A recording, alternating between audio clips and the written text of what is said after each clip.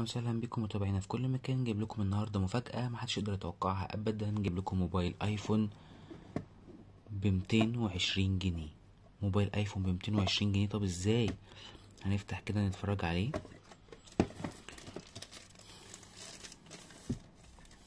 ايه رأيكم؟ موبايل ايفون، بس هو في الحقيقة مش موبايل، ده ولاعة. موبايل ايفون بس هو في الاصل ولاعة. هي ولاعة على شكل موبايل ايفون، طبعا بتتملي بالغاز. بنملاها بالغاز من المكان ده كده، يعني بعد ما تفضى ممكن تملاها تاني بكل سهولة، وتقدر تزود او تنقص اللهب من هنا. وطريقة الفتح بتاعتها بالطريقة دي كده. وطبعا هو هنا فيه لزقة خفيفة اوي عشان تحمي الشاشة ما تتخدش، عشان لحسن بس حد يكون فاكر ان ديت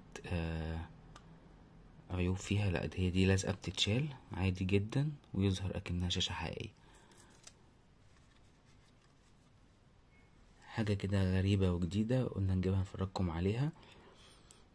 يا ريت تعمل لنا لايك للفيديو ومتابعة للقناة خاطر تشوف كل جديد وكل غريب. شكرا.